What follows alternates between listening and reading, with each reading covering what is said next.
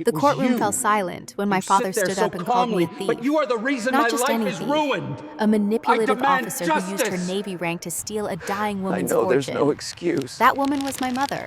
I just And hope you what he can didn't understand know? why I did it. I didn't need her money.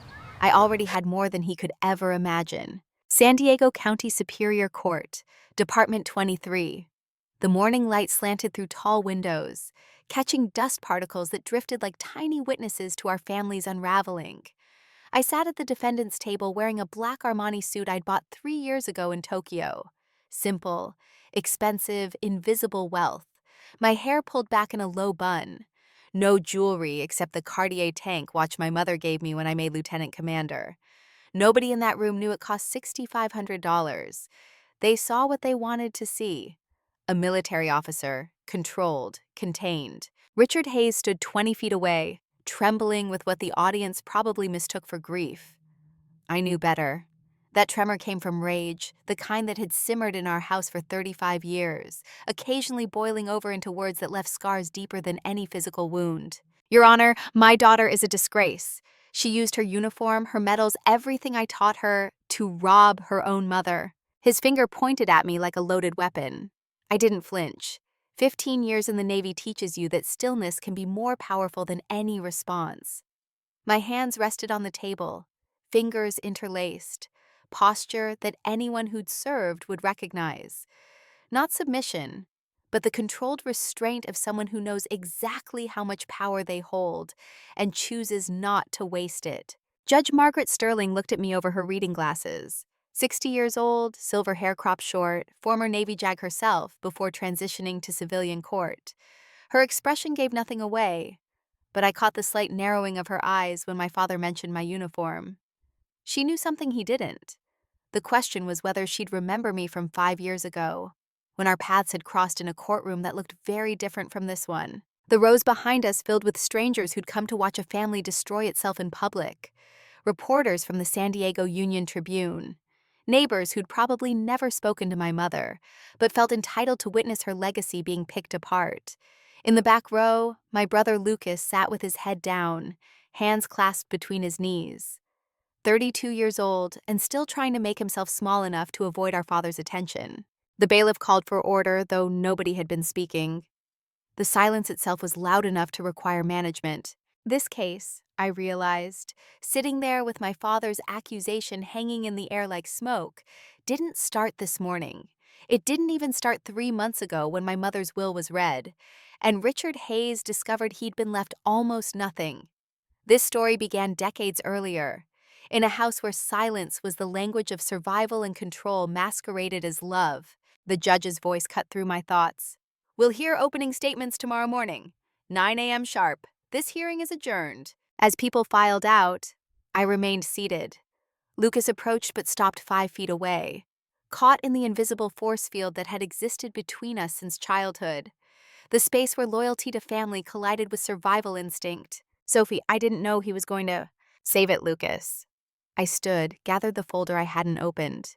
You don't have to choose sides. You just have to live with the one you're already on. I walked past him, past the reporters shouting questions I didn't acknowledge, past the curious stares of people who saw a military officer and assumed they understood the story.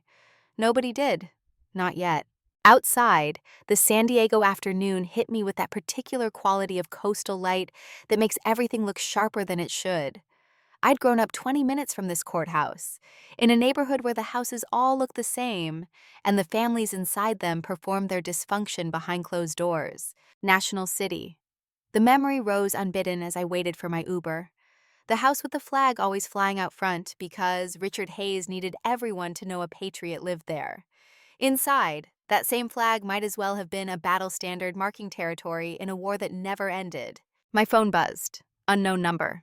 I let it go to voicemail, already knowing it would be another reporter or maybe someone from JAG headquarters, checking to see if I needed legal support. I didn't.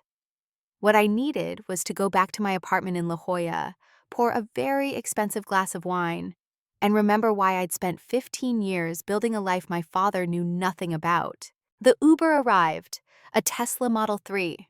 The driver didn't try to make conversation, which was the only thing that went right that day. As we merged onto the 5 North, the city sprawled to our left, the bay glittering to our right, and I let myself slip backward in time to when none of this seemed inevitable. I was 8 years old the first time I understood that my father didn't see my mother as a person.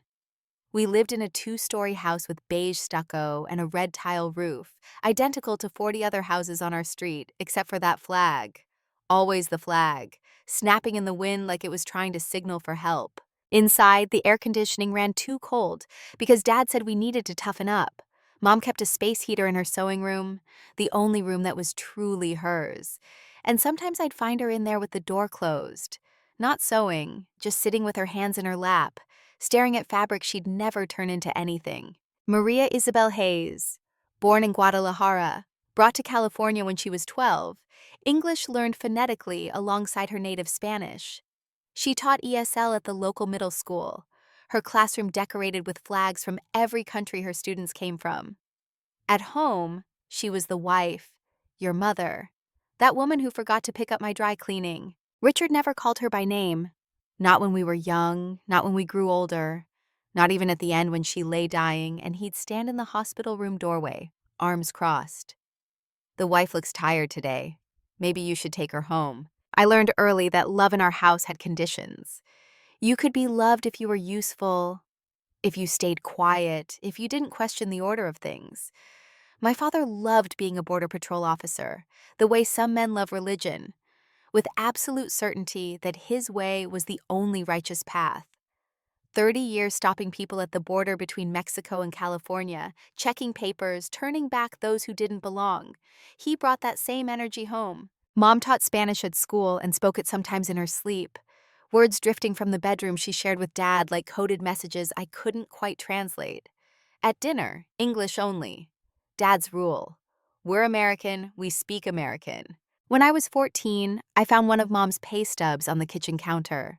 $45,000 a year for teaching. I'd heard Dad complain about her spending. The groceries cost too much. She didn't need new shoes. Why was she always buying art supplies for her classroom with her own money? Looking at that pay stub, I wondered where her salary went.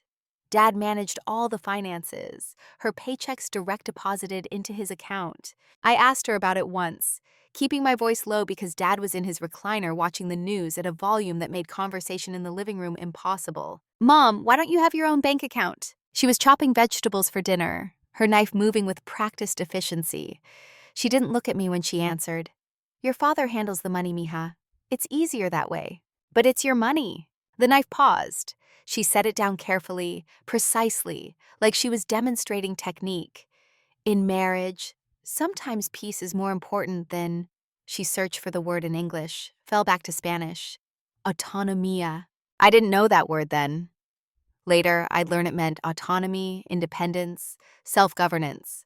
All the things my mother had traded away for the sake of peace that never really came. That night, lying in my twin bed with its purple comforter and posters of bands I didn't actually listen to, but thought made me look interesting, I made a decision. Nobody would ever control my money. Nobody would ever make me choose between peace and autonomy. I would have both or I would have neither, but I would never live the way my mother lived. Quiet and contained and slowly disappearing. Slowly. The Uber pulled up to my building in La Jolla. Glass and steel, ocean views, parking garage with a Tesla charger. I tipped the driver through the app and rode the elevator to the 8th floor. Inside my apartment, 1,600 square feet, 2 bedrooms, floor-to-ceiling windows overlooking the Pacific, I finally let myself breathe. This place cost me $1,800,000 when I bought it 3 years ago. Paid in cash, no mortgage, no debt, no paper trail leading back to a father who thought his daughter scraped by on a lieutenant commander's salary. Richard Hayes had no idea his daughter owned 4 rental properties in Oakland, held $6.2 million in diversified investments, and had recently been offered a partnership in a military law consulting firm that would add another $3 million to her net worth. He thought I was poor. He thought I needed my mother's house. I poured that glass of wine, a 2015 Chateauneuf du Pape I'd bought on a whim for $200, and walked to the window. The sun was setting, painting the ocean in shades of copper and gold.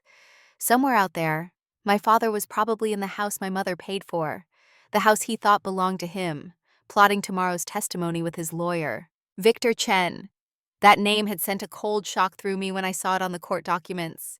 Victor Chen, former lieutenant commander, dishonorably discharged 5 years ago, after I'd spent 11 months building the case that destroyed his career. That couldn't be coincidence. My father and Victor went back decades. I'd found photos in Dad's garage once, the two of them in dress uniforms at some retirement party, arms around each other's shoulders, drunk on cheap beer and male bonding. When Victor was court-martialed, Dad had written a letter to the judge asking for leniency. The request was denied. The evidence I'd compiled was too damning. $80 million in fraudulent contracts, bribes from Chinese shipbuilders, falsified safety inspections that put sailors' lives at risk. Victor had looked at me as they led him away in handcuffs. "You destroyed my career, Lieutenant Hayes. One day, I'll return the favor." 5 years later, here he was, representing my father in a case designed to destroy my reputation. This wasn't about a house. This was about revenge, served cold and calculated, wrapped in the language of family betrayal. My phone rang. Lucas.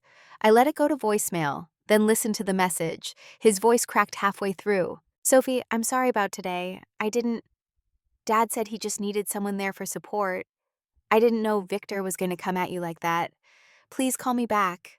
We need to talk about what happens next." I deleted the message.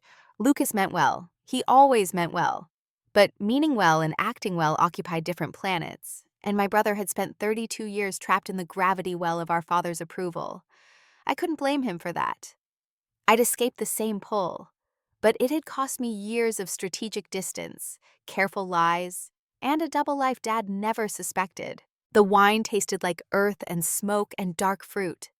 I took my time with it, letting the tannins settle on my tongue while I reviewed the mental file I'd been building since Mom died 9 months ago. Maria Isabel Hayes, 58 years old, stage 4 ovarian cancer diagnosed 10 months before she died.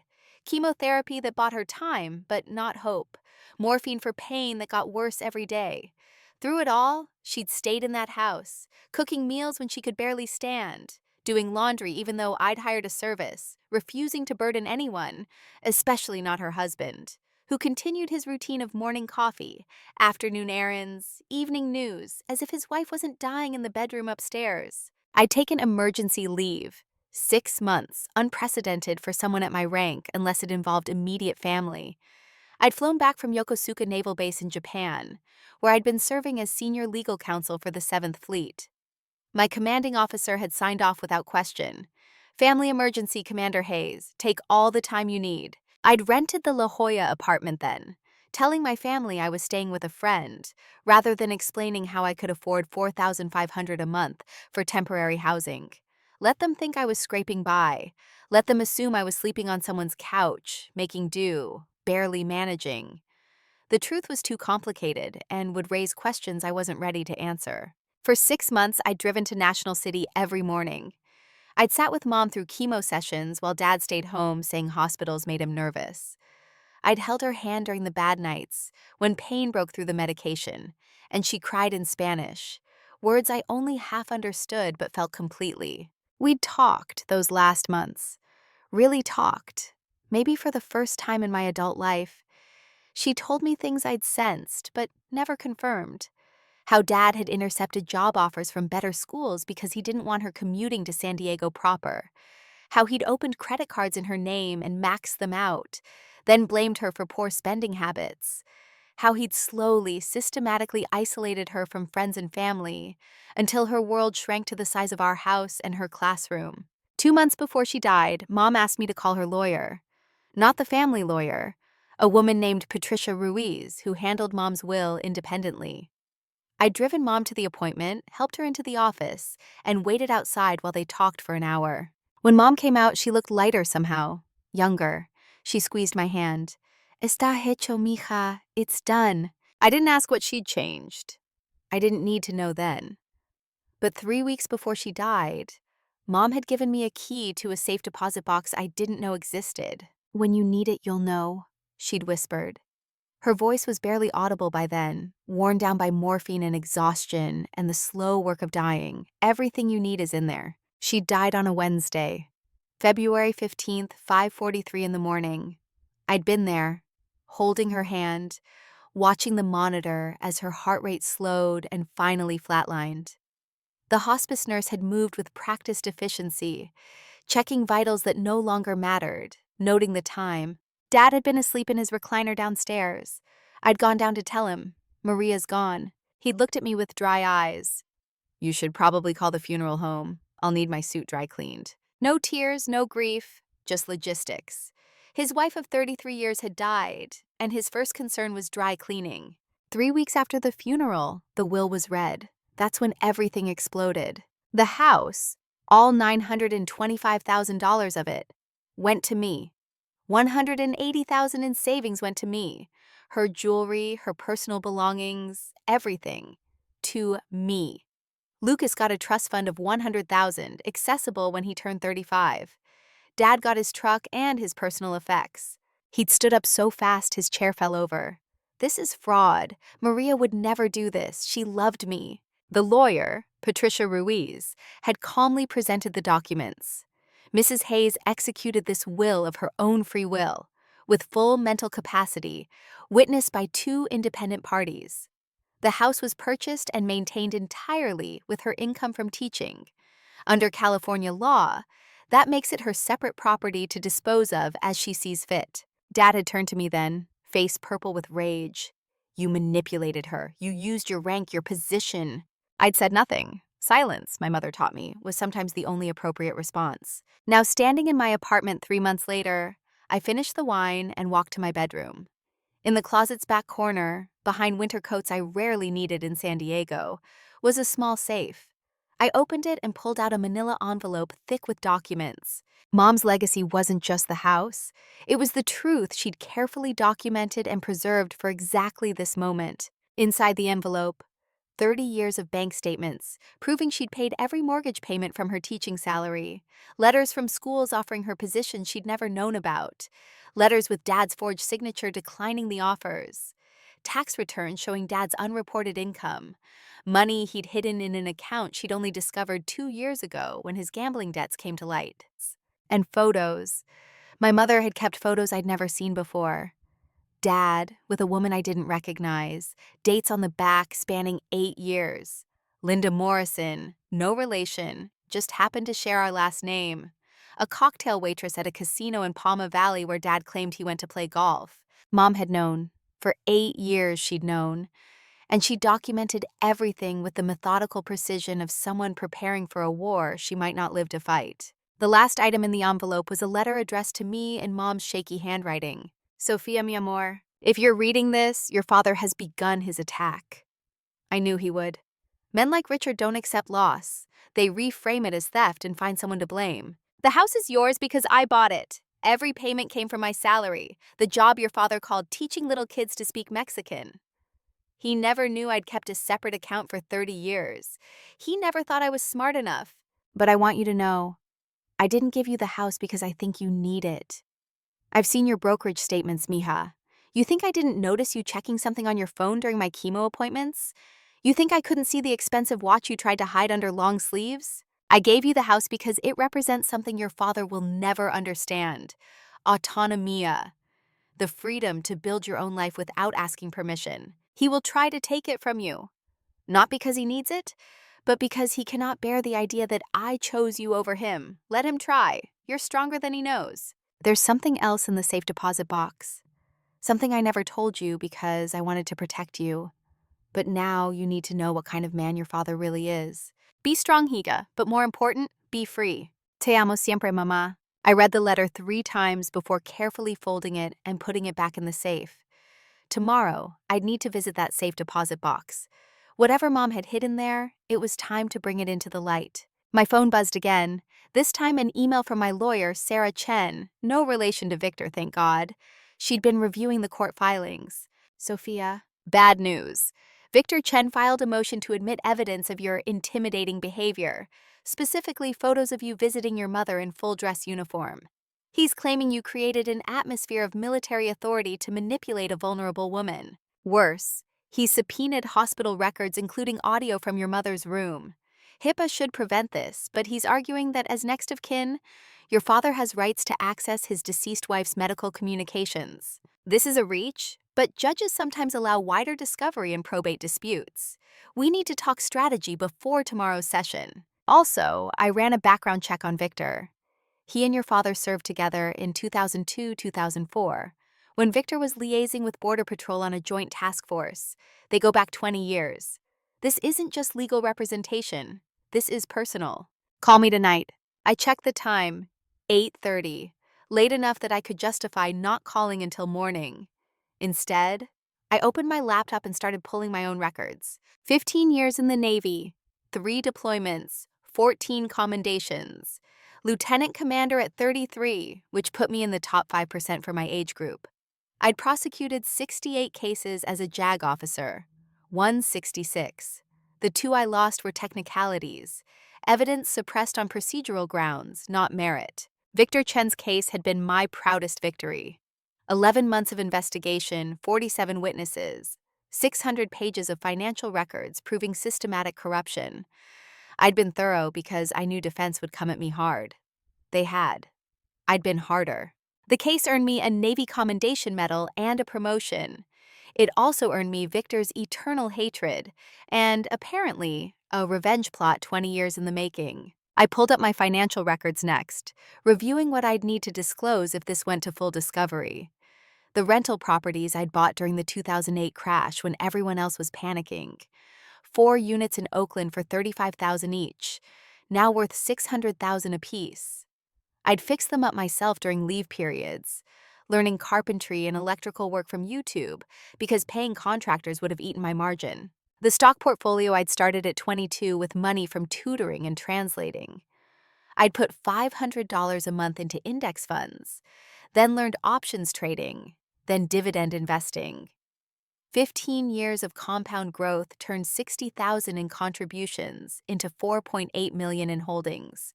The consulting partnership I'd been offered last month. Military law firm looking for someone with trial experience and active security clearance. $200,000 annual salary plus 30% equity stake. I'd asked for 3 weeks to decide. The deadline was approaching. Everything I'd built in silence. While my father thought I was just another military lifer scraping by on government wages, I'd been systematically creating wealth he couldn't touch, couldn't control, couldn't take away. And that house he wanted so badly? I didn't need it. I could buy 3 houses like that and barely notice the expense. But I'd fight for it anyway. Not because of the money, because my mother had chosen to give it to me, and honoring that choice mattered more than any property value. My phone rang. Sarah Chen, calling despite the late hour. I answered. Tell me how bad it is. Sarah didn't waste time on pleasantries. Victor filed for expedited discovery. He wants your military records, financial statements, phone records for the 6 months before your mother died. He's painting you as a calculating opportunist who swooped in when your mother was vulnerable. Can he get it? Some of it, probably. Judge Sterling is fair but thorough. If Victor argues that your finances are relevant to proving motive, she might allow limited disclosure. I close my eyes. How limited? Assets and income for the past 3 years. Maybe longer if he pushes. The judge will want to see if you had financial motive to manipulate your mother. A laugh escaped before I could stop it. Sarah, if the judge sees my financial records, this case is over. Sarah paused. What do you mean? I don't need my mother's house. I don't need her savings. I don't need anything from her estate because I have $14.3 million of my own. The silence on the other end stretched long enough that I checked to see if the call had dropped. Finally, Sophia, what? I laid it out for her. Every property, every investment, every stream of income I'd built over 15 years. When I finished, Sarah was quiet for another long moment. Then, oh, this changes everything. I leaned back against my kitchen counter. Explain. If we disclose your assets, we prove you had no financial motive. You didn't need your mother's money. You wanted the house because it meant something to her, not because you needed the cash. And when my father finds out I've been secretly wealthy this entire time, Sarah's voice carried something that might have been a smile. Sophia, I don't think you understand. Your father's entire case rests on the idea that you manipulated your mother for financial gain. If we prove you didn't need the money, that you already had more than he could dream of, his whole argument collapses, unless he pivots to something else. Control issues, emotional manipulation. Maybe. But juries understand money, they understand motive. Take away financial incentive, and suddenly you're just a daughter who loved her mother enough to help her at the end. That's a very different story. I thought about that. About standing in court tomorrow and watching my father's face when he realized his daughter, the one he dismissed as just another grunt taking orders, had built an empire he knew nothing about. Do it, I said. File the motion to disclose my finances, all of it. Sophia, are you sure? Once this is public. My father spent 35 years making my mother feel small, making her think her salary was supplemental and her work was just teaching. I'm done being small. File it.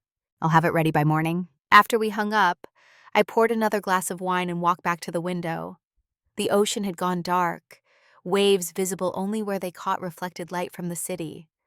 Somewhere out there, 20 minutes away in National City, my father was probably rehearsing his testimony, playing the victim, perfecting his wounded father routine for a judge and jury who didn't know him the way I did. Tomorrow, that performance would meet reality. And reality, I'd learned in 15 years of legal work, had a way of crushing carefully constructed lies.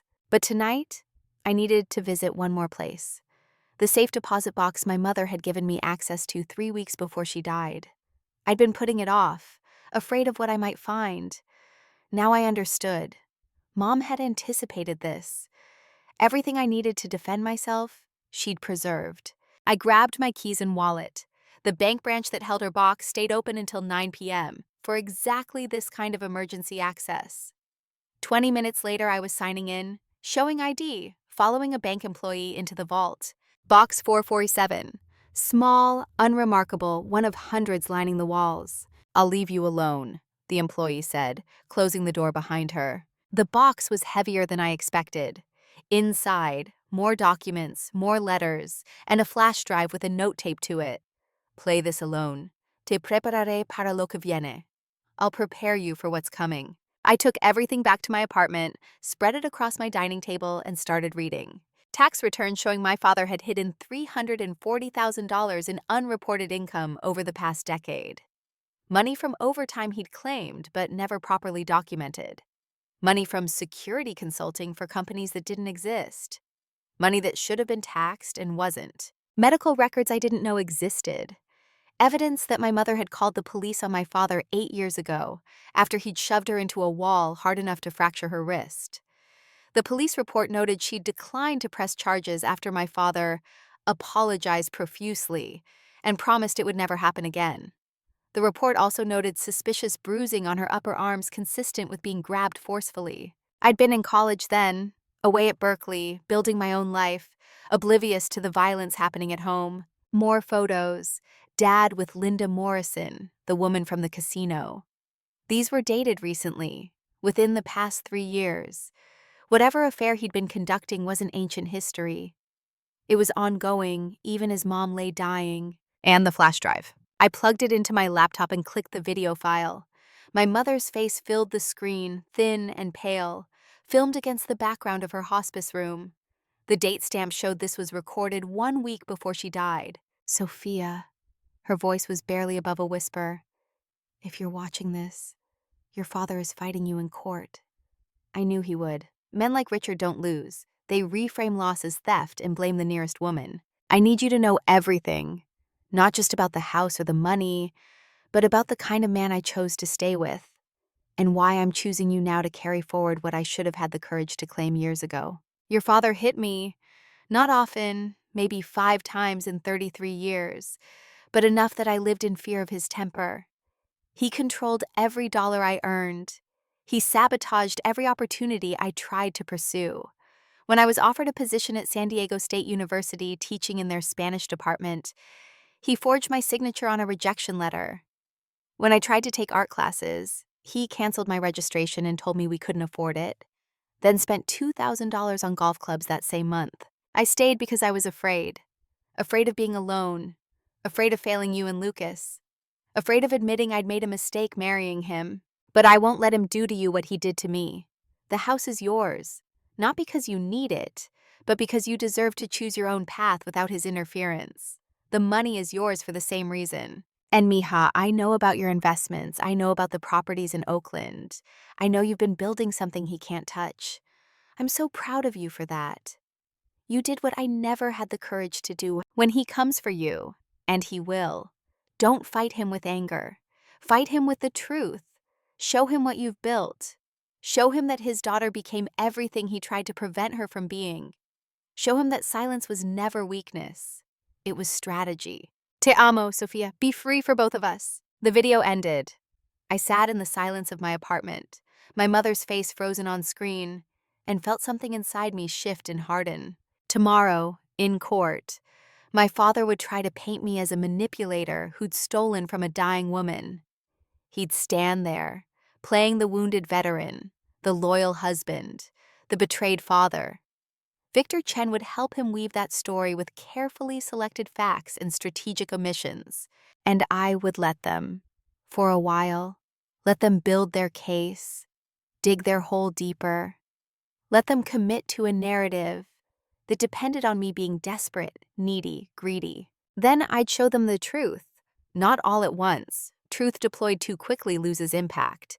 But piece by piece, document by document, I'd dismantle every lie my father had told himself about who I was and what I needed from him. The house wasn't the point. The money wasn't the point. The point was proving that Maria Isabel Hayes had been right to choose her daughter over her husband. The point was honoring the woman who'd stayed silent for 33 years, so her daughter could learn when and how to speak. I sent one text message before bed to Sarah Chen. File everything tomorrow morning, no holding back. He wants to see my finances, let him see all of it. See, her response came seconds later. Are you absolutely sure? I typed my reply carefully. Silence is not absence. Silence is choice, and I choose to let my mother's truth speak louder than his lies. Then I powered off my phone, set my alarm for 6 a.m., and went to bed. Tomorrow, the real trial would begin. Not just the legal battle over a house, but the reckoning my father had been running from for 35 years. He thought he was taking me to court to reclaim property.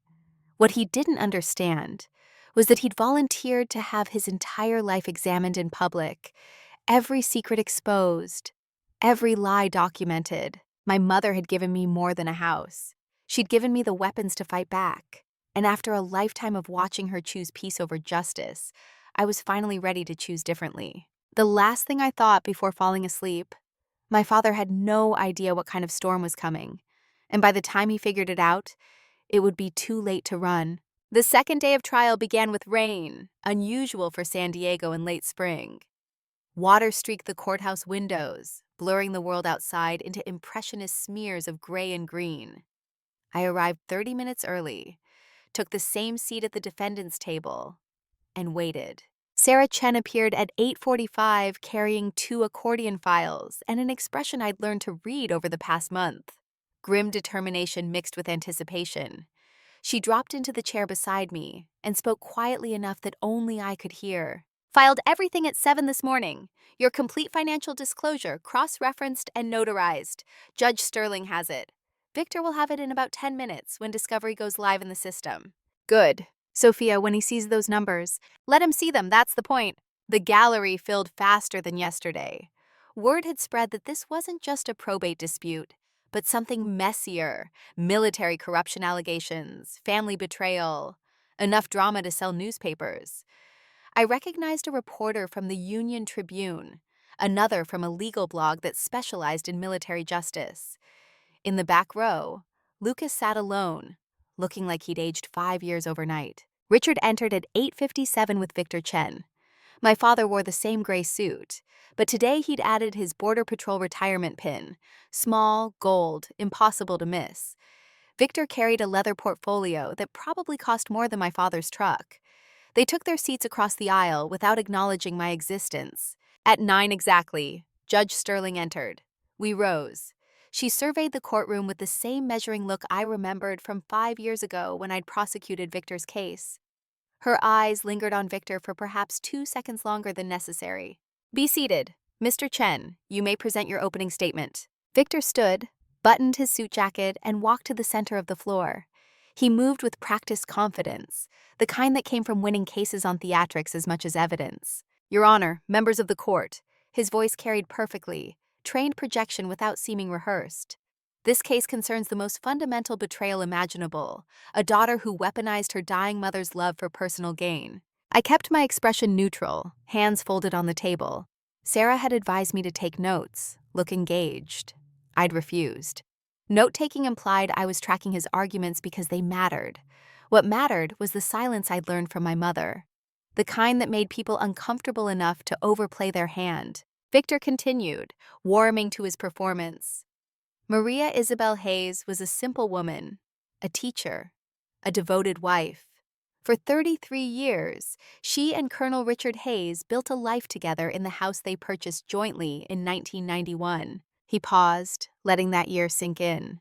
Establishing timeline, planting the idea that the house predated any financial independence my mother might have claimed. But in her final months, when cancer had ravaged her body and morphine clouded her mind, someone took advantage.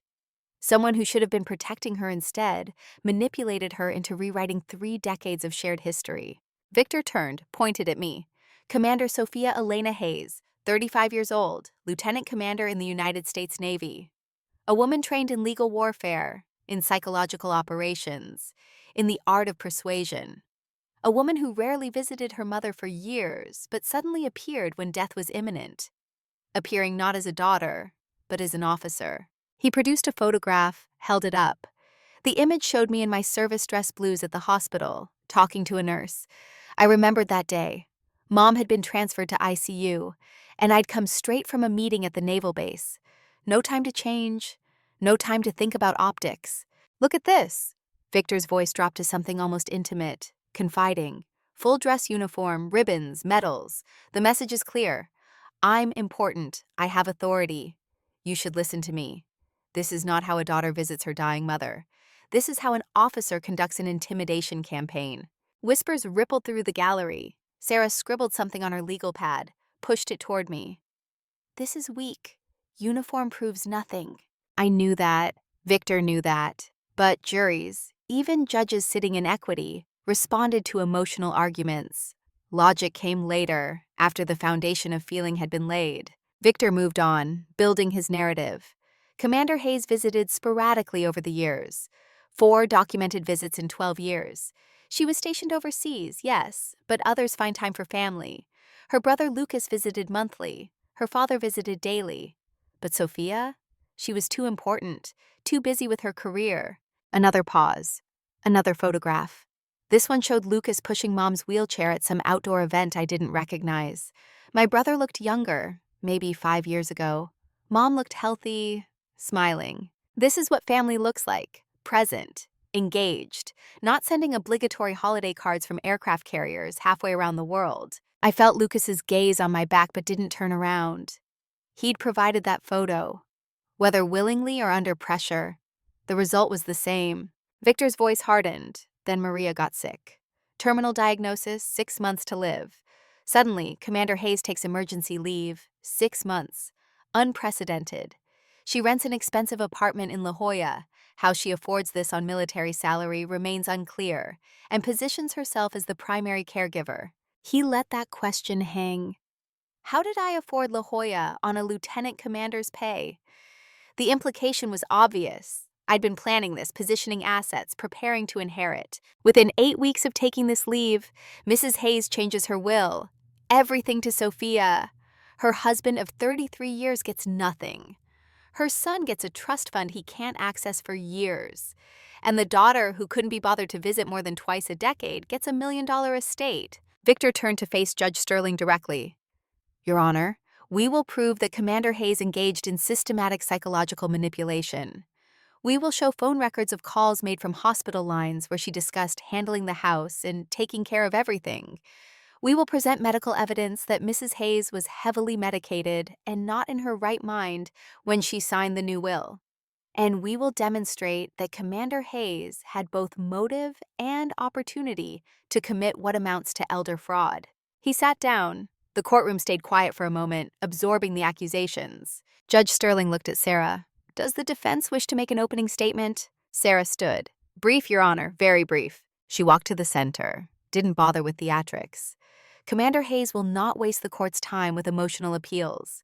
She will simply present facts. Bank records showing who actually paid for the house in question. Medical records proving Mrs. Hayes was lucid when she executed her will. And financial disclosure demonstrating that Commander Hayes had absolutely no motive to steal anything, because she didn't need the money. Sarah returned to our table. Judge Sterling made a note. Mr. Chen, call your first witness. Your Honor, the people call Colonel Richard Hayes. The people. As if this were a criminal matter instead of a civil dispute. Victor was working hard to frame this as prosecution rather than litigation. My father stood, walked to the witness stand with a slight limp I'd never noticed before.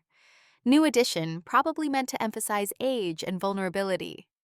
He placed his hand on the Bible, swore his oath, settled into the chair. Victor began gently, establishing rapport. Colonel Hayes, how long were you married to Maria Isabel Hayes?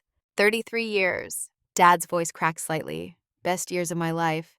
Tell us about how you met. I was 26, working at the San Isidro Port of Entry. Maria was teaching ESL at a community center, helping new immigrants learn English. He smiled at the memory, or at least performed a smile. She was so patient with them, so kind. I knew from the first moment. It was a good story. Might even have been true. But I remembered the versions he'd told over the years, how the details shifted. In one telling, they'd met at a bar. In another, she'd been teaching his colleagues' kids. The narrative had always been fluid, adjusted to fit whatever point he was making. Victor guided him through the highlight reel. Marriage, Lucas's birth, my birth, the house purchase. Dad testified that he'd made the down payment, $40,000 from his savings, that he'd paid the mortgage for years until Maria started teaching full-time, that they'd been equal partners in everything. Every word was a lie wrapped in truth. Yes, he'd made a down payment. What he didn't mention was that Mom had immediately paid him back from her teaching salary, then taken over all mortgage payments. Yes, they'd been partners. What he didn't mention was that partnership meant he controlled every decision while she did all the work. Victor shifted tone, moving toward the emotional core. Tell us about Maria's illness. Dad's eyes reddened. I'd seen him cry maybe twice in my life, both times at funerals where people were watching. He was good at performing grief when it served him. She started feeling tired about 2 years ago. We thought it was just age, but it got worse. Finally went to the doctor and they found... He paused, composed himself. Stage 4, everywhere. They said there wasn't much they could do except manage pain. I'm sorry. Victor's voice dripped sympathy. That must have been devastating. I didn't know how to process it. Dad looked at the judge now, not Victor. Maria was my whole world. 33 years. How do you imagine life without someone who's been there every single day? Did Sophia visit when her mother was diagnosed? Dad's expression hardened, genuine emotion breaking through the performance. No, she called, said she couldn't get leave right away. Had some important case she was working on in Japan. Mom cried after that call. That was true. I'd been in the middle of prosecuting a sexual assault case involving a senior officer. 3 victims waiting for justice. I'd asked for emergency leave and been told the case took priority, military necessity. I'd called Mom, explained, promised I'd come as soon as possible. She'd understood. She'd told me to finish the important work. Dad's version erased all that context, left only the emotional residue. When did she finally return? 3 months later. Victor let that timeline sit. 3 months while her mother suffered through chemotherapy, radiation, all of it. Lucas and I were there every day. Sophia sent flowers twice. The flowers had come with cards I'd written during night watches. Words chosen carefully because I knew Dad would read them before Mom did. I'd sent money too, through a service that delivered groceries to their house. I'd called Lucas weekly to check on everything. But none of that made it into Dad's testimony. Victor produced another photograph. This one showed me in uniform again, this time standing in Mom's hospital room while she slept. I didn't remember anyone taking that picture.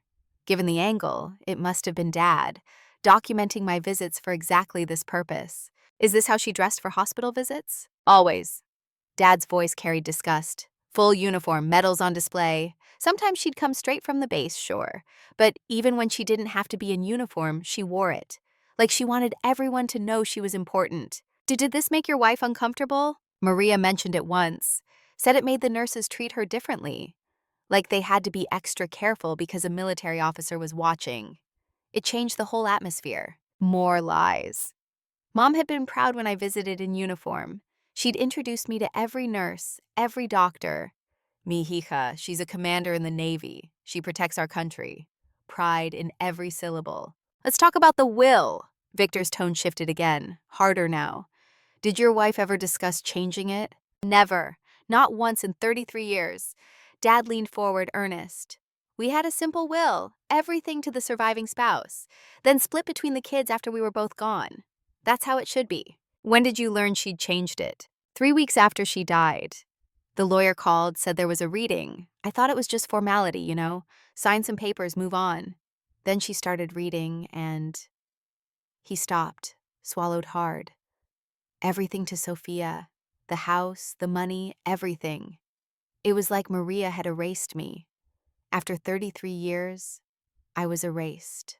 A woman in the gallery gasped. Perfect timing, probably rehearsed. Victor paused, letting the emotion settle. What did you think when you heard that? I thought my daughter had manipulated my dying wife.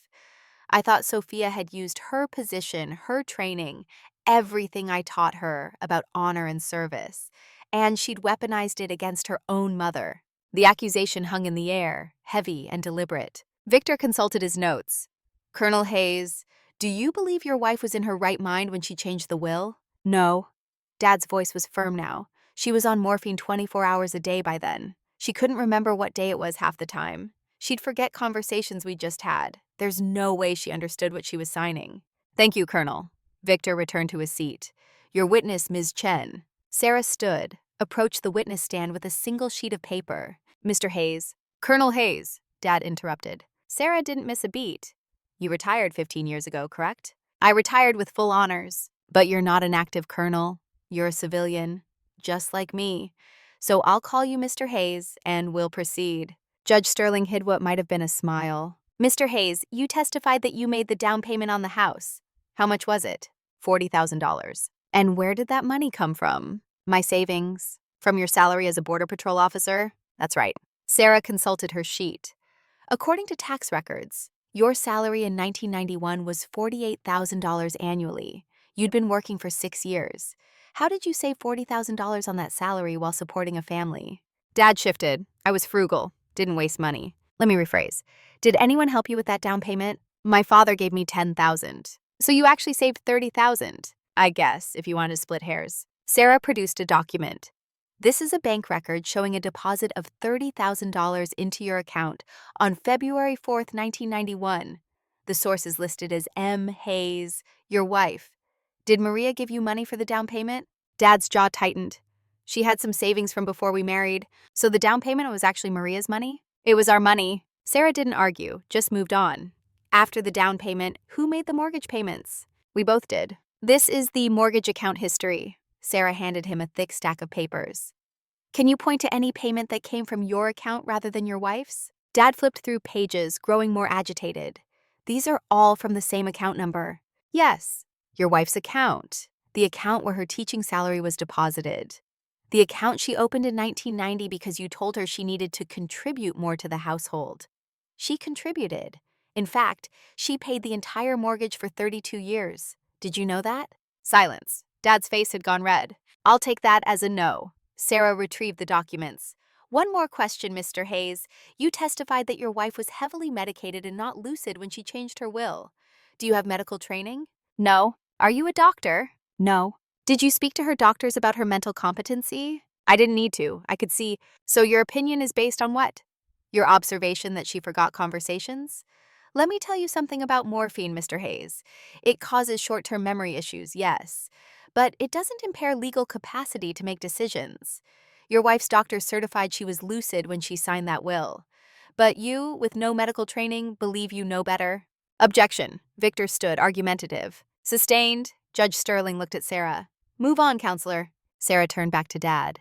You loved your wife? Of course I did. Did you ever hit her? The question dropped like a bomb. Victor shot to his feet. Objection, irrelevant and inflammatory. Your Honor. Sarah's voice stayed level. We have medical records documenting injuries consistent with domestic violence. If Mr. Hayes wants to claim he loved his wife, we have a right to explore what that love looked like. Judge Sterling's expression hardened. I'll allow it. Answer the question, Mr. Hayes. Dad's mouth opened and closed. We had arguments like any couple. Did you push her into a wall hard enough to fracture her wrist in 2015? That was an accident. Did you call the police on yourself to report this accident? Maria called them. It was a misunderstanding. Sarah produced another document. This is the police report. It notes that Mrs. Hayes initially wanted to press charges, then declined after you apologized profusely. Is that your idea of a loving marriage? Assault followed by apology? Victor stood again. Your Honor, this has nothing to do with the will. Actually, Sarah turned to face him. It has everything to do with why Mrs. Hayes chose to leave her property to her daughter instead of her husband. Motive, Mr. Chen, you opened that door. Judge Sterling nodded. Overruled. The witness will answer. Dad looked trapped, cornered. It was one time. She forgave me. Did she forgive you for the affair? The gallery erupted. Judge Sterling's gavel came down hard. Order! Victor's face had gone pale. He hadn't known about this. Whatever research he'd done on my father, he'd missed the infidelity. Sarah pressed forward. Linda Morrison. You met her at the Palma Valley Casino in 2012. The affair lasted 8 years. Did you tell your wife about her? That's none of your business. It became my business when you accused my client of manipulation. Sarah's voice cut like surgical steel. You stood there and painted yourself as the devoted husband, the loving partner, but you were cheating on your dying wife while she struggled to breathe. And you want this court to believe you're the victim? Enough, Dad's voice rose. Enough of this. Yes, I made mistakes, but that house is mine. I earned it. You earned nothing. Sarah returned to our table, picked up a final document. This is Mrs. Hayes's diary, entered into evidence this morning. In the last entry, written 3 days before she died, she wrote, I give Sophia the house not because Richard doesn't deserve it, though he doesn't, but because she will know what to do with freedom. She will not make my mistakes. Sarah set the diary down, looked at Dad one last time. Your wife didn't erase you, Mr. Hayes. She freed herself, and she freed her daughter from ever becoming what you tried to make her. No further questions. The courtroom was silent. Dad climbed down from the witness stand, face ashen. He avoided looking at me as he returned to Victor's table. Judge Sterling called for a recess. 15 minutes. I stood, walked to the hallway. Sarah followed. That was brutal, I said quietly. That was necessary. She checked her phone. Victor just got notification of your financial disclosure. He's probably reading it right now. Good. Sophia, when we go back in there, he's going to change tactics. He'll stop attacking your motive and start attacking your character. Be ready. I've been ready for 35 years. The recess ended. We returned to our seats. Victor looked shaken, kept glancing at his tablet where my financial records presumably glowed in damning detail. $14 million. 4 properties. A consulting partnership. Every number erasing his case's foundation. Judge Sterling returned. Mr. Chen, call your next witness. Victor stood slowly. Your Honor, given new information that has come to light, I'd like to request a brief continuance to... Denied. You have other witnesses prepared? Yes, Your Honor. The people call Lucas Hayes. My brother walked to the stand like a man approaching his own execution. His hands shook as he took the oath. When he sat down, his eyes found mine and held them.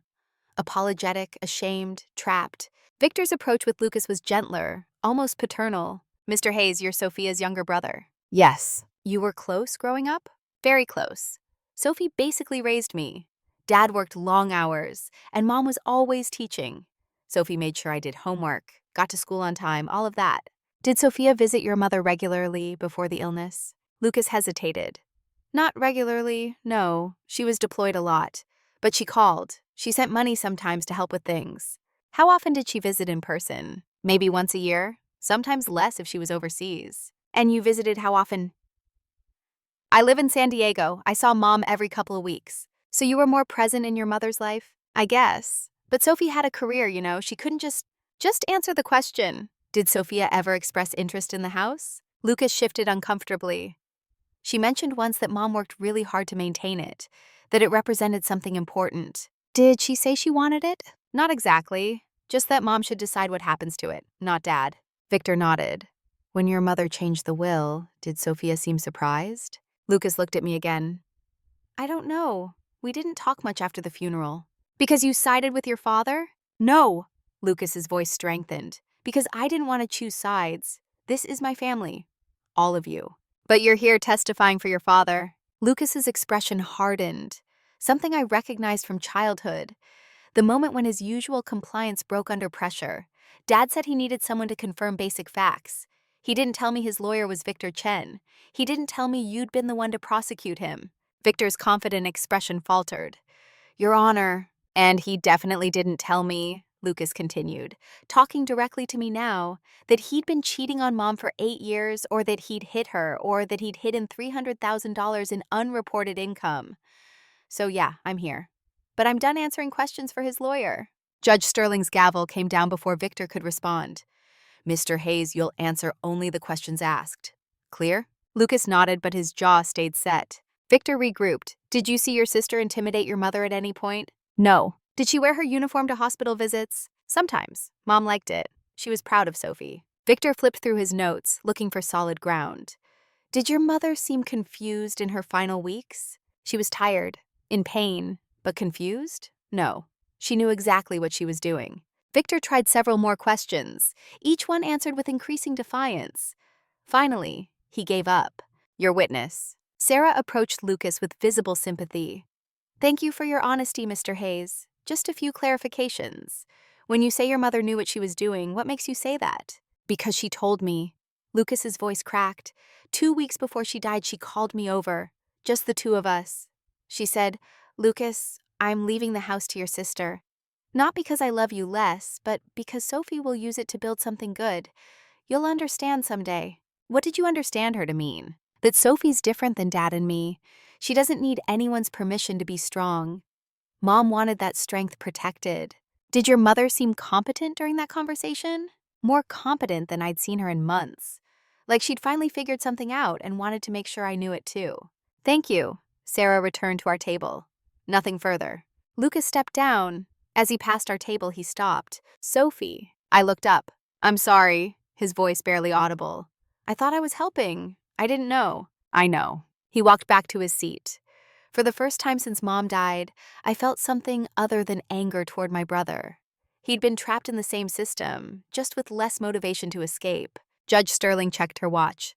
We'll take lunch, back at 1:30. Sarah and I went to a cafe 3 blocks away, ate sandwiches neither of us tasted while reviewing afternoon strategy. At 1:15, we headed back. The afternoon session started with Victor introducing medical records. Dr. Martinez, Mom's oncologist, testified about her pain management protocol. High-dose morphine, administered via IV pump. Victor tried to establish that the medication impaired her judgment. Sarah countered with medical journals explaining the difference between pain relief and cognitive impairment. Then Victor played his trump card. Your Honor, I'd like to introduce audio evidence. These recordings were made at the hospital where Mrs. Hayes received palliative care. Sarah stood immediately. Objection. Under HIPAA, medical recordings require patient consent. Victor smiled. Mrs. Hayes is deceased. Her next of kin, Mr. Richard Hayes, has authorized release. That's not how HIPAA works. Sarah's voice hardened. Patient consent doesn't transfer to survivors. Judge Sterling looked interested. Mr. Chen, how did you obtain these recordings? They were provided by a hospital source. Name this source. Victor hesitated. I'm not at liberty to disclose. Then I'm not inclined to admit the evidence. Your Honor, these recordings are crucial to understanding Commander Hayes' manipulation. Denied. Judge Sterling's tone left no room for argument. If you obtained evidence by violating federal privacy law, it has no place in my courtroom. Victor sat down, jaw tight, but he wasn't finished. Your Honor, I'd like to call Dr. Alan Martinez back to the stand for cross-examination. The doctor returned, looking uncomfortable. Dr. Martinez, how many visitors did Mrs. Hayes typically have? Family mostly. Her husband, her son, Commander Hayes when she was in town. Did Commander Hayes ever ask you to limit other visitors? She requested private time with her mother, yes. How often? Several times. She'd ask us to mark the room as family only, so her mother could rest. Did this prevent Mr. Richard Hayes from visiting? Not prevent, but it made visiting more difficult. He'd have to check with nurses first. Victor turned to the gallery, making sure everyone absorbed that detail. So Commander Hayes effectively controlled access to her dying mother. Sarah objected. Speculation. Sustained. But the seed was planted. Victor produced more documents. Visitor logs showing I'd requested private time 8 different occasions. Phone records showing I'd called the hospital administrator twice to discuss my mother's care needs.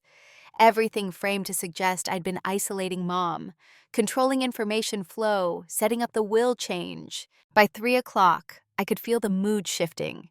Victor was good at this, taking innocent actions and reframing them as sinister.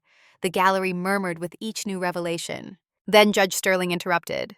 Mr. Chen, I've reviewed the financial disclosure filed by the defense this morning. Before we proceed further, I'd like some clarification. Commander Hayes, please approach. I stood, walked to the bench. Judge Sterling lowered her voice so only Sarah, Victor, and I could hear. Commander, according to these documents, you have net assets exceeding $14 million.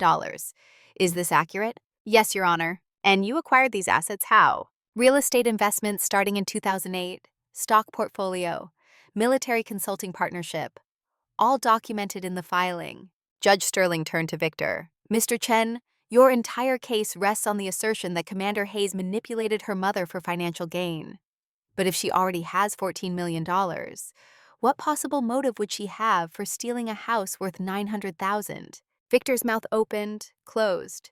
Your Honor, wealth doesn't eliminate greed. Perhaps not, but it significantly undermines your narrative. The judge looked back at me. Commander Hayes, given your financial position, why do you want this house? Because my mother chose to give it to me, Your Honor. Not because I need it, but because she wanted me to have the freedom to choose what to do with it. That choice matters more than the property value. Judge Sterling nodded slowly. Step back. I returned to my seat. Sarah whispered, That just changed everything. The judge addressed the courtroom. We're approaching 4 o'clock. I'm going to ask both counsel to meet me in chambers. The rest of you are dismissed for the day. We'll reconvene tomorrow at 9. In chambers, Judge Sterling sat behind a massive oak desk and fixed Victor with a look I remembered from 5 years ago. The expression that preceded a very bad day for whoever was on the receiving end. Mr. Chen, I've been patient, but I need to know where you got those hospital recordings. Victor shifted. As I said, a hospital source. I'm going to ask you one more time. And if you don't answer fully and honestly, I'm going to hold you in contempt and refer this matter to the U.S. Attorney. Where did you get the recordings? Long pause. Then, I accessed them personally. I visited the hospital 3 days after Mrs. Hayes died, represented myself as family legal counsel, and requested copies of all medical communications for estate purposes. You committed identity fraud and HIPAA violations. I did what was necessary to represent my client. Judge Sterling opened a file on her desk. Let me read something to you, Mr. Chen. United States Vice Lieutenant Commander Victor Chen, court-martial case, 2018. Charges: accepting bribes, falsifying military contracts, obstruction of justice. Prosecuting attorney, Lieutenant Sophia Hayes. Victor went pale. The judge continued. Presiding judge, Captain Margaret Sterling, that's me. Verdict: guilty on all counts. Sentence: dishonorable discharge, loss of pension, 14 months in military prison. The silence in that office was absolute. Mr. Chen, you were dishonorably discharged. You lost everything. And the person who put you away is sitting right here. When you took this case, did you disclose your personal vendetta to your client? I have no vendetta. I'm representing... You're using my courtroom to settle a score. Judge Sterling's voice could have frozen nitrogen. And in the process, you've committed multiple felonies. I'm referring your conduct to the state bar for investigation. You're suspended from this case effective immediately. Your Honor, you can't. I can and I will. Get out of my chambers. Victor stood, face ashen. As he reached the door, Judge Sterling added one more thing. Mr. Chen, 5 years ago you promised you'd make Lieutenant Hayes pay. Looks like you're the one paying now. He left without responding. The judge turned to my father, who'd been sitting silently in the corner. Mr. Hayes, did you know about Mr. Chen's history with your daughter? Dad's voice was small. No. He said he was a good lawyer, that we'd win. You're not going to win. Judge Sterling pulled off her reading glasses. Your wife's will is valid. Commander Hayes had no financial motive to manipulate anyone. And your attorney just committed multiple crimes on your behalf. I'm giving you one chance to withdraw this lawsuit and walk away. Dad looked at me finally. After 35 years of control and disappointment, we locked eyes across that office. I didn't speak, didn't plead or argue, just waited. I can't, he said finally. If I let this go, it means Maria chose her over me. It means I lost. You did lose. Judge Sterling's voice wasn't unkind, just factual. You lost 33 years ago when you decided control was more important than partnership. This trial isn't going to change that. She stood, signaling we were done. Tomorrow morning, 9 a.m. Mr. Hayes, find new counsel or represent yourself. Either way, we're finishing this. Sarah and I left chambers, walked through the now empty courthouse. Outside, rain had stopped. The evening air smelled clean, washed free of the day's accumulated tension. You okay? Sarah asked. I thought about that question. Was I okay? My father's case was crumbling. His lawyer was facing federal charges. The truth about his violence, his affair, his financial crimes was now public record. Everything he'd tried to bury had surfaced. Better than okay, I said finally. For the first time in my life, I feel like I'm winning a battle I didn't know I was fighting. Sarah smiled. Get some rest. Tomorrow's going to be interesting. I drove back to La Jolla, poured another glass of wine, and stood at my window watching the Pacific turn from blue to black. Somewhere in National City, my father was probably realizing his lawyer had played him, that his daughter had resources he never imagined, that the control he'd wielded so casually for 35 years had finally, decisively slipped from his grasp. My phone buzzed. Lucas. Can we talk? I called him back up. Yeah, we can talk. I didn't know about Victor. His voice was tight. Dad told me he was just a lawyer who specialized in estates. I swear, Sophie, I didn't know. I believe you. You do? You've been trying to keep everyone happy your whole life, Lucas. It's not your fault that's impossible with Dad. Silence on his end. Then, what's going to happen? Honestly, I think Dad's going to lose. And then he's going to have to decide who he wants to be after losing. And us, you and me? I leaned my forehead against the cool glass. We're still family, but that has to mean something more than shared DNA and trauma. I want it to mean more. Then help me figure out what to do with Mom's house, because I'm not keeping it as a trophy. I want to turn it into something that honors her. Like what? I don't know yet. But something that gives other women the autonomy she never had, the freedom to choose their own paths. Lucas was quiet for a long moment. Mom would like that. After we hung up, I pulled up my laptop and started researching California nonprofit law, scholarship programs, housing assistance for immigrant teachers, ways to transform a house my mother bought with her independence into a launching pad for other women's independence. By midnight, I had the skeleton of a plan. By 2 a.m., I'd drafted a budget. By 3, I'd emailed 5 different organizations asking about partnerships. Sleep came eventually, dreamless and deep. When my alarm went off at 6, I felt ready for whatever the final day would bring. One more day in court. One more opportunity for my father to understand what he'd lost. Not just a house or a wife, but the chance to be part of something larger than his own need for control. Tomorrow, Judge Sterling would hear final arguments. Tomorrow, the verdict would come. Tomorrow, 35 years of silence would finally speak loud enough that even my father would have to listen. I chose a navy suit for the final day. Same Cartier watch, hair pulled back severe, the uniform of a woman who'd learned that power doesn't announce itself. It simply is. And I was done hiding what I'd built. The storm had passed.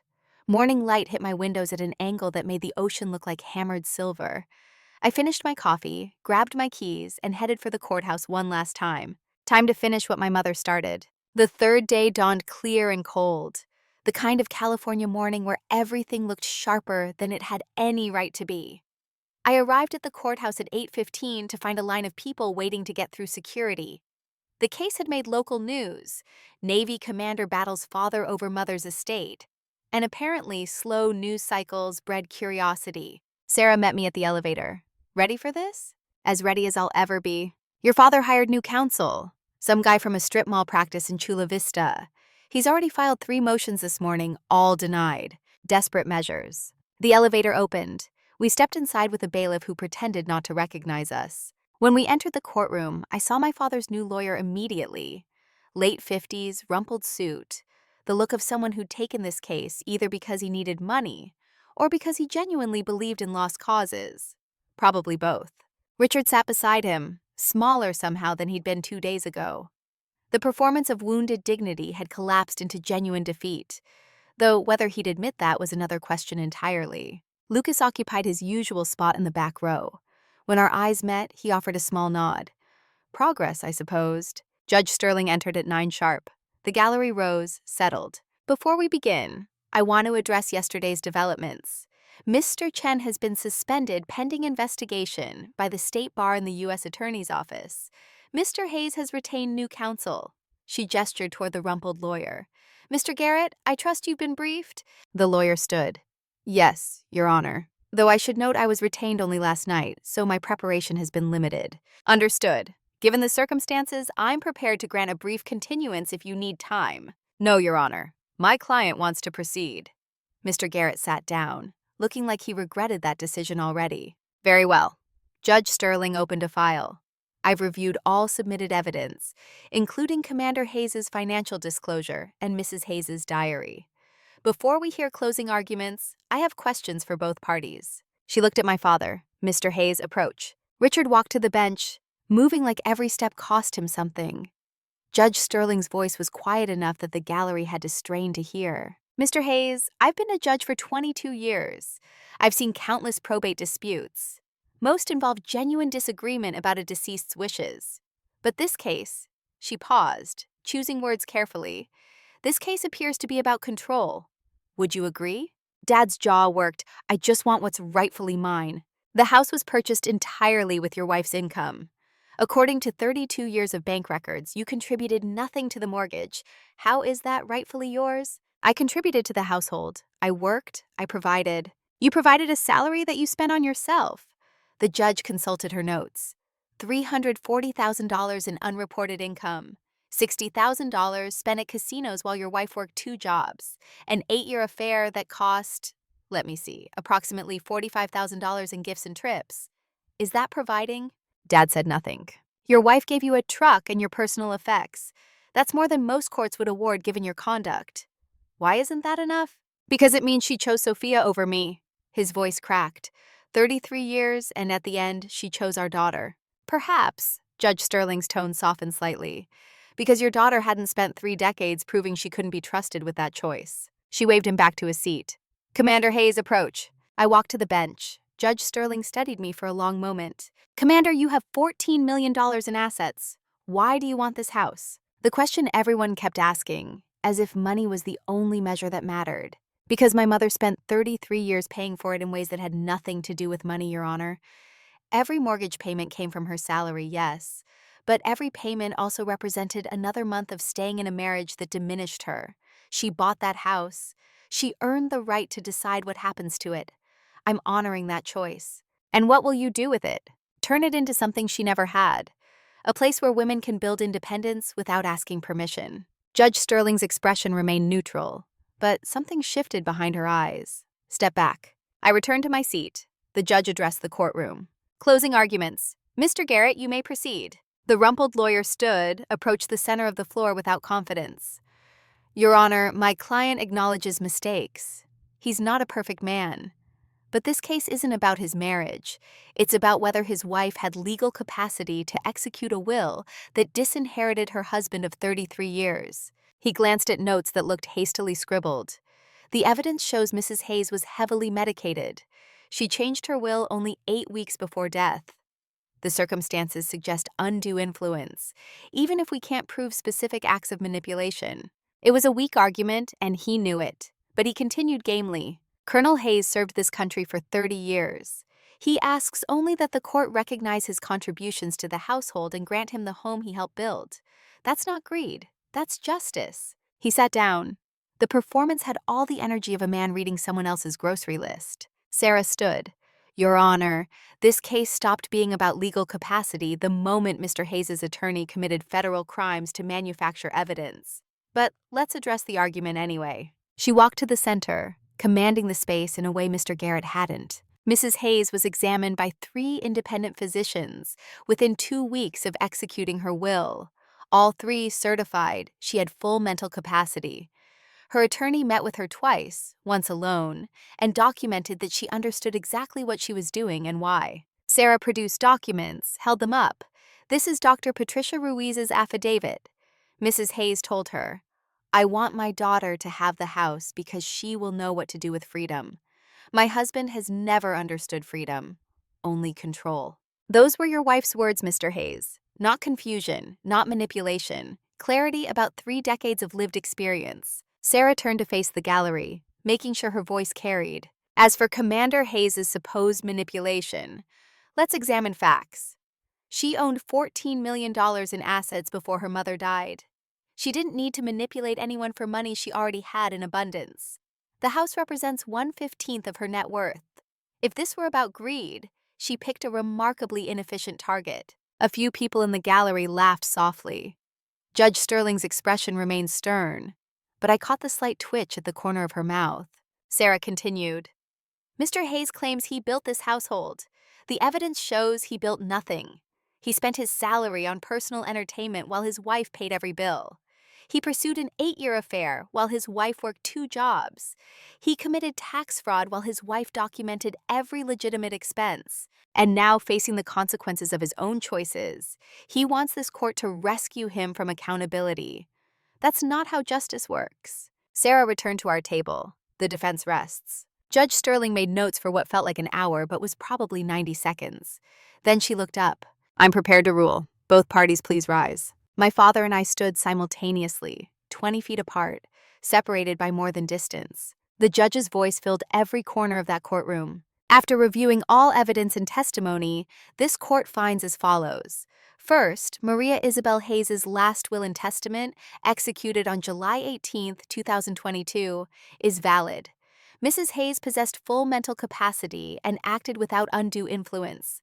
Her wishes are clear and will be honored. Second, the property located at 1425 Ocean View Drive, San Diego, California, along with all associated assets, belongs to Commander Sophia Elena Hayes, as per her mother's explicit instructions. Third, Richard Hayes' claims of fraud, manipulation, and undue influence are dismissed with prejudice. This matter is concluded. The gavel came down. Final. Absolute. My father remained standing, staring at the judge, as if she'd spoken in a language he didn't understand. Mr. Garrett touched his arm, whispered something. Dad shook his head, kept staring. Judge Sterling wasn't finished. Mr. Hayes, you have 60 days to vacate the property. Commander Hayes, the house is yours. Use it wisely. We sat. The gallery erupted in whispers. Reporters bolted for the exits, already writing headlines on their phones. Lucas stayed in his seat, head down. Sarah squeezed my shoulder. We won. The words felt hollow. Winning implied someone had lost something they'd rightfully possessed. My father had lost nothing that was ever his. He'd just been denied the ability to steal what belonged to someone else. Court is adjourned. Judge Sterling stood, left through the door behind the bench. I gathered my things slowly, deliberately. Across the aisle, Mr. Garrett was trying to explain something to my father, who wasn't listening. Richard's eyes had found me, and in them I saw something I'd never seen before. Genuine incomprehension. He truly didn't understand how this had happened. 35 years of controlling every narrative, and suddenly the story had escaped his grasp completely. I walked past without acknowledging him. In the hallway, reporters converged. Commander Hayes, how does it feel to win? What will you do with the property? Do you have any comment about your father? Sarah ran interference while I pushed toward the exit. Outside, the morning had warmed into typical San Diego perfection. 72 degrees, light breeze, sky so blue it hurt to look at directly. Lucas caught up to me at the bottom of the courthouse steps. Sophie, wait. I stopped, turned. He looked older than 32, lines around his eyes that hadn't been there a week ago. I'm sorry for all of it. I should have... You were in an impossible situation. I meant it. You did what you thought was right. But I hurt you. Yes, and we'll deal with that. But right now, I need you to help me figure out what to do with that house. Lucas blinked, surprised. You want my help? Your mom's son, too. This legacy belongs to both of us. I just happen to be the one holding legal title. Something in his expression cracked. He pulled me into a hug. Quick, fierce, ending before it got awkward. Thank you, he whispered, for not cutting me out. We're family. That has to mean something beyond DNA and shared trauma. He laughed, a sound I hadn't heard in months. What do you have in mind? I told him about the scholarship idea. the nonprofit structure, using the house as a base for helping immigrant teachers get credentialed. His eyes lit up the way they used to when we were kids, and I'd propose some elaborate scheme. Mom would love that. Yeah, she would. We stood there on this courthouse steps, sun warming our shoulders, while the last of the reporters dispersed, and the city continued its indifferent rhythm around us. Sarah approached. Sophia, there's paperwork to file, but that can wait until tomorrow. Go home. Rest. You earned it. I thanked her, promised to call in the morning, and headed for my car. The drive back to La Jolla gave me time to process what had just happened. I'd won. The house was mine. My father's attempt to rewrite history had failed spectacularly. So why did victory feel so much like grief? At home, I poured a glass of wine I didn't drink and stood at my window watching sailboats drift across the bay. My phone buzzed repeatedly, messages from friends, colleagues, people I hadn't spoken to in years who'd seen the news coverage. I ignored all of it. What I kept coming back to was my father's face when the judge ruled. That look of utter confusion, like someone had changed fundamental rules mid-game and forgotten to tell him. He'd spent 35 years believing his version of reality, believing control equaled love, believing his wife and daughter existed to validate his choices. And in one morning, all of it had been revealed as fiction. 3 days passed before he called.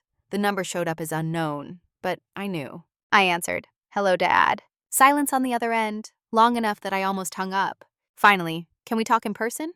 "When?" "Tomorrow, there's a park near the house, Memorial Park. 2 o'clock? I'll be there." The line went dead. No goodbye, no pleasantries. Vintage Richard Hayes, even in defeat, unable to observe basic courtesy. Memorial Park sat 3 blocks from the house my mother had paid for. A small green space with playground equipment and a gazebo, where she'd sometimes take Lucas and me when we were young. I arrived at 1:45, found a bench facing the gazebo, and waited. My father appeared at 2 sharp.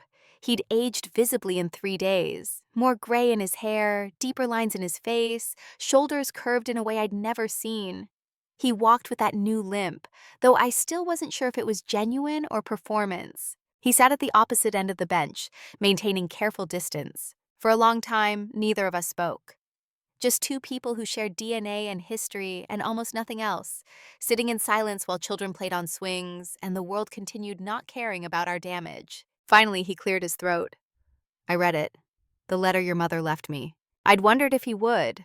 The envelope had been entered into evidence, unsealed but unread in court. Judge Sterling had given it back to him after the ruling. And he pulled the envelope from his jacket pocket, hands trembling slightly.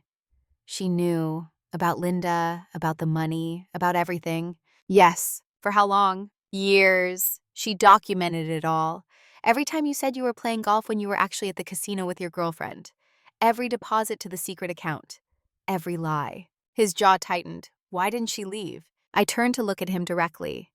Because she was afraid. Because she'd given you 33 years and didn't know how to walk away from that investment. Because she thought staying was what mothers do. Protect their children from the truth about their fathers. I didn't mean to. Stop. I cut him off. Don't tell me you didn't mean to cheat or hide money or hit her or control every aspect of her life. You meant all of it. You just didn't mean to get caught. He flinched. The children on the playground laughed at something, the sound incongruous against our conversation. What did the letter say? I asked. Specifically. He unfolded it with careful hands, read aloud in a voice stripped of its usual authority. Richard, if you're reading this, our daughter has proven what I always knew, that she's stronger than both of us. She didn't need my house. She has her own fortune. But she fought for it anyway, because she understood what you never could. This was never about money. It was about the right to choose her own path. I gave Sophia the house because she will use it to build something good. You would have just lived in it, maintaining the fiction that you'd earned what I paid for. I don't hate you. I pity you. You had a woman who loved you, and you mistook that love for weakness. You had a daughter who needed you, and you taught her that fathers are people to escape from. Maybe someday you'll understand what you lost. I hope so. Not for my sake. I'll be gone. But for yours. Because living without understanding your own failures is another kind of death. Maria. He refolded the letter, tucked it away. I sat with that for a moment, hearing my mother's voice in every line. Do you understand now? I asked. Why she chose me? He stared at his hands. I thought I was providing. I thought working hard, bringing home a salary, keeping a roof over your heads, I thought that was love. That was obligation. Love requires actually seeing the people you claim to care about. A jogger passed, earbuds in, oblivious to the family implosion happening on a park bench. Your mother's letter says you have your own fortune. My father's voice carried something between accusation and wonder. Is that true? Yes. How much? Does it matter? He looked at me then, really looked, maybe for the first time. 14 million, the judge said. Closer to 15 now. Stock market's been good to me. He absorbed that. All this time while I thought you were struggling on military pay, I was building exactly what Mom never had. Independence, options, the freedom to tell men like you to go to hell without worrying about survival. A muscle in his jaw jumped. Men like me. Men who think control is love. Men who measure their worth by how much they can diminish the women around them. I wasn't trying to diminish. You absolutely were. Every time you called Mom's teaching playing with kids. Every time you spent her mortgage money on your girlfriends. Every time you made her feel small for wanting more than you were willing to give. That was all deliberate diminishment. The playground was emptying out, parents gathering children as afternoon shadows lengthened. My father watched them go with an expression I couldn't quite read. I don't know how to fix this, he said finally. I don't know how to be the person your mother wanted me to be. You can't fix it. The past is finished. But you can choose who you are from this point forward. How? I thought about that. About whether redemption was even possible for someone who'd spent 62 years perfecting cruelty disguised as care. Start by admitting what you did. Not to me. I already know. Admit it to yourself. Sit with the reality that you abused your wife, cheated on her, stole from her, and made her life smaller than it should have been. Don't justify it. Don't explain it away. Just acknowledge that it happened and you chose it. And then decide if you want to be that person for the rest of your life, or if you want to try something different. He nodded slowly, like I'd confirmed something he'd already suspected. I'm supposed to be out of the house in 60 days. Yes. Where am I supposed to go? That's not my problem to solve. But I'll tell you this. Lucas is willing to help you find a place if you ask. He still wants a relationship with you. Though, I don't know why. 'Cause he's a better person than both of us. Probably. We sat in silence again. The park had gone quiet, just us and the sound of wind moving through trees that didn't care about human drama. Eventually, my father stood. I should go. Wait. I pulled out my phone, found what I was looking for, handed it to him. These are the architects I'm considering for the remodel. I want your opinion. He took the phone confused. Opinion on what? I'm turning the house into a nonprofit. Scholarship housing for immigrant teachers trying to get credentialed in California. It'll be called the Maria Hayes Scholarship House.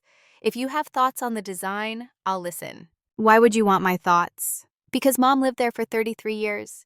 You were there too, even if you didn't contribute financially. You know the space. And despite everything, you were married to her. Maybe you have insight into what she would have wanted. He scrolled through the images, enlarged a few. His throat worked like he was trying to swallow something too large. She would have wanted lots of natural light. She always complained the living room was too dark. I made a mental note. What else? The kitchen. She hated the layout. Always said she wanted the sink facing the window so she could watch birds while washing dishes. I added that to my notes. Keep going. We spent 20 minutes like that. My father pointing out details only someone who'd lived in that house would know. Me recording them for the architects. It wasn't forgiveness. It wasn't even reconciliation. But it was the first conversation we'd had in 35 years that felt like it might lead somewhere other than mutual destruction. When we finished, he handed back my phone. Thank you for asking. Don't mistake this for absolution. I'm doing it because Mom deserves a space that honors who she actually was, not who you wanted her to be. I know. He turned to leave, made it 3 steps, stopped. Sophia? Yeah? Your mother was proud of you. She told me once, maybe a year before she died, she said, our daughter became everything I didn't have the courage to be. I thought she was criticizing me, but she wasn't. She was just stating a fact. He walked away before I could respond. I watched him go. This man who'd shaped my childhood through absence and control, now diminished to just another old man navigating the gap between who he'd been and who he'd have to become. 6 weeks later, I stood in front of the house on Ocean View Drive, watching contractors install a new sign. Lucas stood beside me, holding 2 paper cups of coffee from the shop we'd gone to as kids. "Looks good," he said. The sign was simple: wood and bronze, designed to look permanent without being ostentatious. Maria Hayes Scholarship House, empowering immigrant educators. Mom would love this. I hope so. The architects had followed every suggestion my father provided, plus dozens more from people who'd known my mother professionally. The result was a space that felt light and open, designed for community rather than isolation.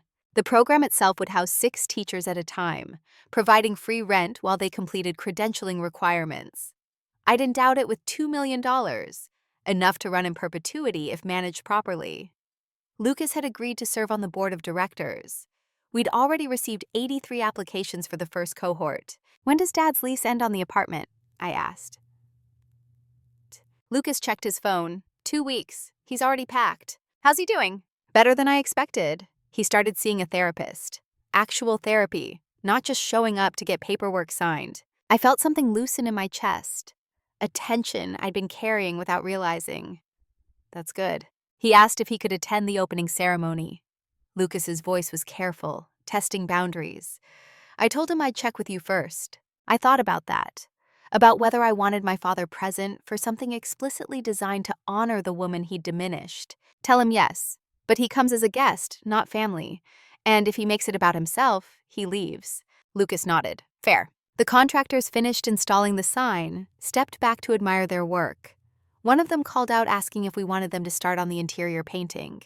I told them to proceed. "You ever think about Mom watching this?" Lucas asked. "Like, if there's an afterlife or whatever, you think she can see what we're doing?" "I don't know, maybe.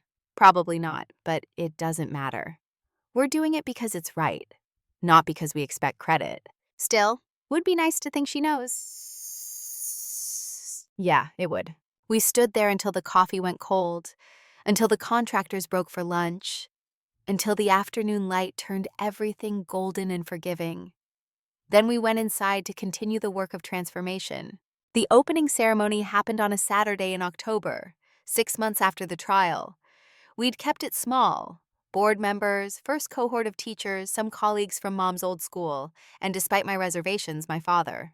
Richard arrived early, before most guests. He wore a suit I'd never seen, had lost weight, looked fragile in a way that might have been genuine. "Thank you for letting me come," he said, standing awkwardly near the entrance. "Don't thank me, thank Lucas. He advocated for you." Dad nodded, moved to find a seat in the back row we'd set up in what used to be the living room. He didn't try to claim a special position or demand recognition, just sat quietly with his hands folded, waiting. The ceremony itself was brief. I spoke about my mother's dedication to education, her belief that everyone deserved the chance to pursue their calling regardless of origin. Lucas talked about growing up watching Mom grade papers late into the night, how she'd treated every student like they mattered. Then we invited the first cohort to introduce themselves. 6 teachers from Mexico, Philippines, India, Guatemala, El Salvador, and Peru, each of them in various stages of credential programs. Each of them lit up with the kind of hope my mother had recognized and nurtured throughout her career. One of them, a woman named Rosa from Guatemala, spoke about leaving her country with nothing but teaching certificates that weren't recognized in the United States.